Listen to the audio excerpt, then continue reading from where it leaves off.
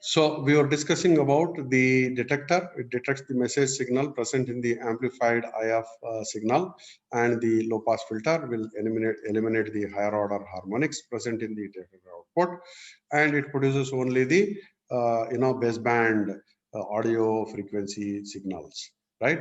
And then these two audio frequency signals are these audio frequency signals are amplified. It amplifies the AF signal to the required amplitude level, and sometimes the power is boosted so that it is suitable for the loudspeaker, to drive the loudspeaker. Okay, it boosts the power level of the amplifier AF signal to a power level suitable to drive the loudspeaker. So we are using here the power amplifier. Generally people might use here a class C. If you remember what is a class C amplifier, either class B push pull or generally the class C, because efficiency of the class C is much higher than the other amplifier. Even there also you can use the push pull, or even class B AB amplifier also people try to use, wherein it can remove the what is known as the error. Okay, so class AB might be used, class AB or even class C sometimes. Audio power amplifiers are used there so that we can get suitable power level to drive the loudspeaker. Okay, then the loudspeaker is the one which converts the electrical energy into sound, right? So in the AM super heterodyne receiver, FIF is 455 kilohertz, this we already mentioned, and FM super heterodyne receiver, FIF is 10.7 megahertz. So let us take a numerical around this. Prove that the number of sidebands in the wideband FM signal is infinite. Okay, we need to prove that the number of sidebands in the wideband FM signal is infinite. So we know that the general expression for WBFM is this. So where the beta is greater than 1, and this can be, because this is a cos can always be written as the real quantity of the exponential value. Cos can always be represented as real part of the exponential value. Please remember this, because the what you call exponential value e to the power of j theta is equal to cos of theta plus j sine theta. E to the power of j theta is equal to cos of theta plus j sine theta, or cos theta is equal to real part of e to the power of j theta, and sine theta is equal to the imaginary part of e to the power of j theta. Okay, sine theta is imaginary part of e to the power of j theta. So because this is cos, therefore we can almost write it as real value of e to the power of j, whatever theta we have over here. Theta is this itself. That is, e to the power of j can always be written as exponential. E to the power can be considered as exponential. J we are taking inside, j 2 pi fct plus j beta sine of 2 pi fm t. Now by using the nth ordered Bessel function j and beta, the equation 3 can be rearranged. Whatever we have written there above can be rearranged as real part of AC sigma n equal to minus infinity to infinity, j and beta e to the power of minus j2 pi fc plus 2 fm t. So whatever is there here can be written in terms of the Bessel's function like this. Okay, the carrier amplitude, that is the that is rather derivation of the Bessel function is out of this scope, because that you might have studied in maths somewhere. So let us not go so deeply into it. We'll assume this is to be the equivalent of whatever we have written there. The carrier amplitude AC is constant, therefore it can be taken outside the real-time operator, RE dot. So taking RE dot, you can just take this, AC outside, real you can take inside, and then you will get real part of this quantity. Real part of this quantity is nothing but, again, e to the power of j will have two parts, real and the imaginary. Real part of that is cos, imaginary part of that is sine. So only the cos function is taken over here, and that is what is written at this point.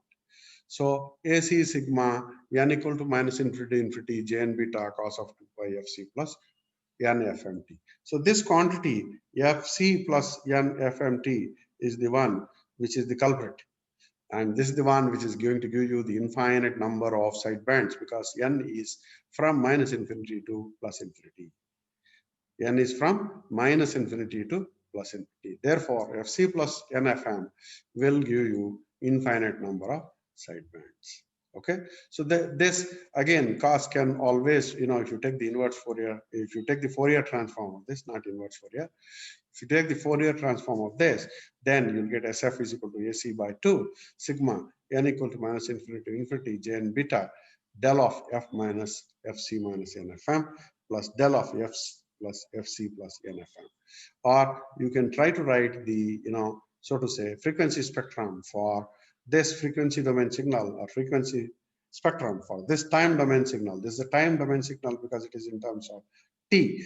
This is a frequency domain signal because in terms of f, right? Here f is the variable, here t is the variable, right?